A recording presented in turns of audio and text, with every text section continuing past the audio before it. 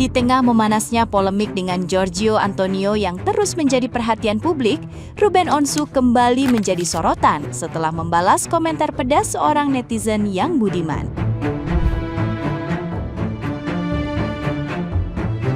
Ia dituding iri hati, gemar menggiring opini, hingga mendapat sebutan bernada merendahkan terkait cara bicaranya.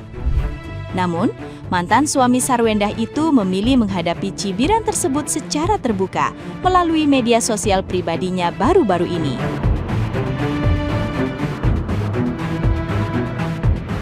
Ruben membantah tuduhan iri dan menegaskan tidak memiliki alasan untuk merasa dengki terhadap siapapun.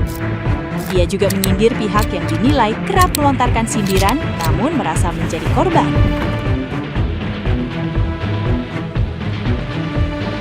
Meski dicap lemah dan mendapat berbagai julukan negatif, Ruben mengaku tetap bangga pada dirinya. Bahkan, ia kembali mengingatkan bahwa ada pihak yang menurutnya sudah melewati batas kesabaran dan adab dalam bersikap belakangan ini.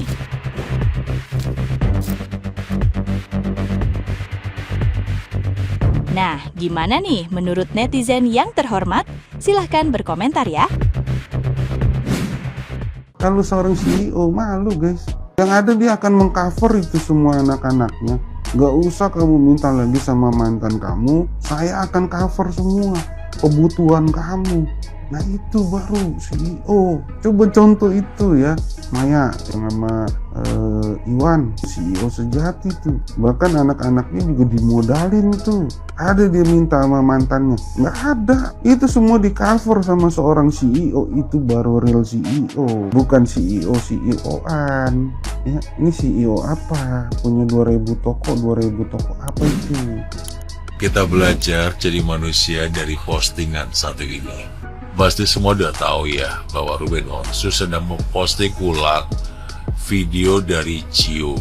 Di dalam video tersebut seolah-olah Gio berada di rumah sendiri sambil minum kopi. Otomatis membuat netizen berpendapat negatif tentang Gio. Nah, semua orang tahu bahwa rumah tersebut adalah milik Ruben Onsu. Ini kita bisa belajar ya.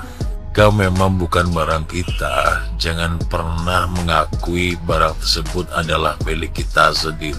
Karena hal tersebut bikin malu. Sergio Kekasih Sarwendah dirujak habis-habisan oleh para netizen karena dia ketahuan ternyata melakukan syuting iklan minuman di dalam rumah Ruben Onsu. Ya, itu adalah rumah Ruben Onsu yang dia bangun untuk anak dan istrinya ketika dia belum bercerai. Jadi Sergio ini seperti bagaimana ya? Kenapa dia sangat menikmati harta benda kekasihnya padahal itu kan adalah milik mantan suaminya yang ditinggalkan untuk mantan istri dan anak-anaknya.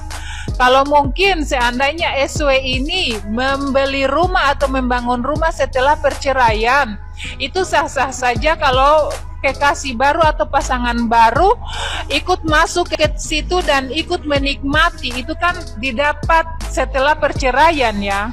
Tapi ini kan rumah atau properti mantan suami. Harusnya untuk kekasih baru itu tahu diri lah. Tahu diri, jangan sampai kau dirujak habis-habisan seperti ini. Kan tidak lucu itu. Tidak lucu Anda bergelar CEO tapi Anda bahkan untuk syuting iklan pun Anda meminjam rumah mantan suami dari pacar Anda. Tetapi di dalam percintaan ini yang lagi pacaran, lagi bucin ini menunjukkan sesuatu hal yang tidak layak, tidak etis. Ini satu bahasa yang aku suka dari Koko Cimot nih. Dia mengatakan ini negara Indonesia, ini negara timur. Nah ini yang perlu kita pahami dan perlu kita dukung dari Koko Cimot ini. Kita harus mengingatkan semua yang ada di media sosial, hey, ini negara Indonesia, ini negara timur. Kalau mau pacaran nggak usah ditunjukin yang aneh-aneh tuh, nggak perlu yang begindang, begondong. Nah, ini harus kita pahami bahwa kita sebagai orang tua, negara kita adalah negara timur. ketimuran kita yang harus kita junjung.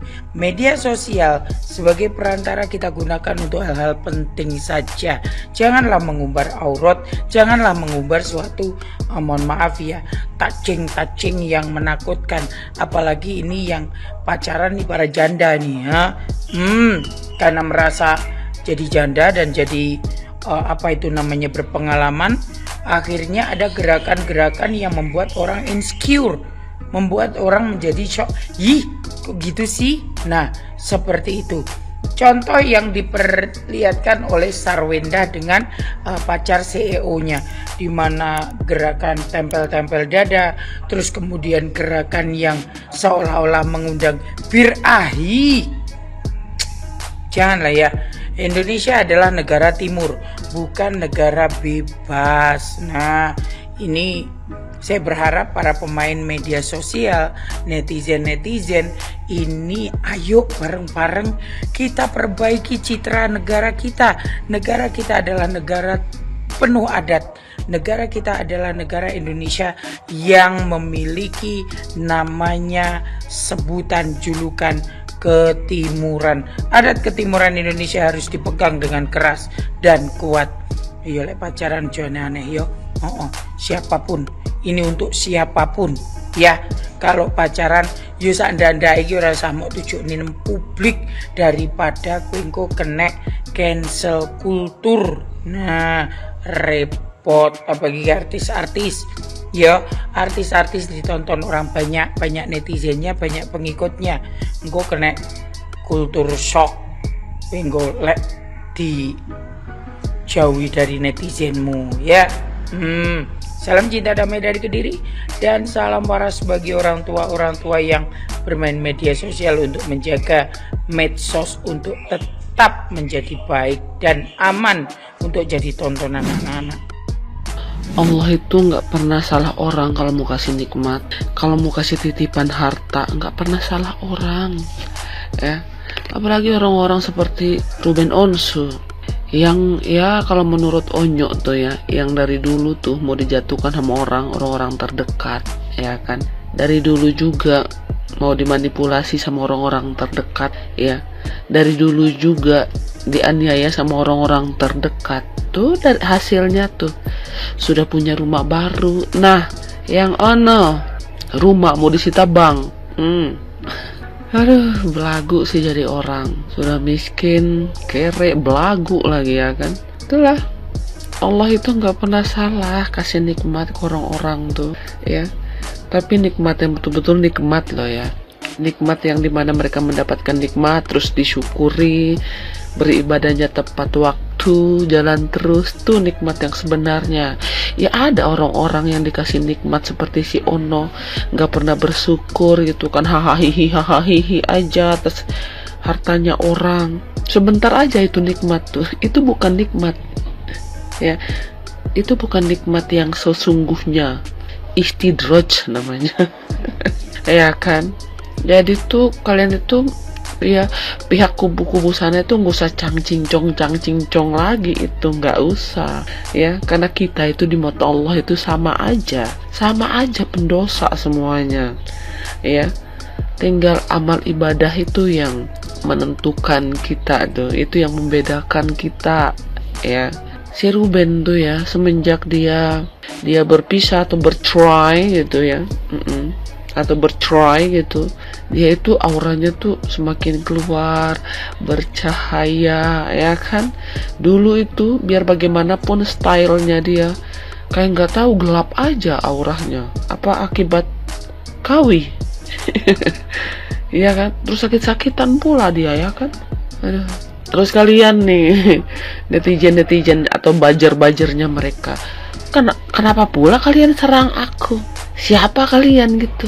Banyak kali kalian DM aku, satu gerombolan terus. Siapa kalian? Kutanya. Orang kaya kalian. Seperti Ruben Onsu, kaya kalian, biar gua hargain. Enggak kaya, banyak utang. Oh Tuhan, gimana pula aku mau takut.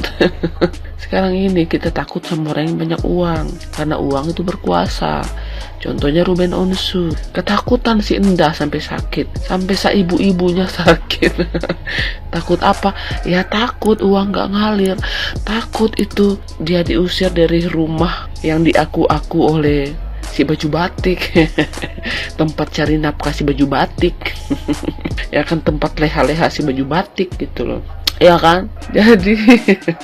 Jadi udah ya, Allah itu nggak akan salah menetapkan rezekinya ke siapa ya, atau menitipkan yang amanah, ya kan, nggak salah Allah itu. Dari sini saja sudah kita bisa ngelihat, aduh kira-kira kubu mana nih ya. Kalau masih ada yang ngebela kubu sebelah seperti Sensei Bella itu, memang stres dia itu. Ya kan, stres dia Sensei Bella itu.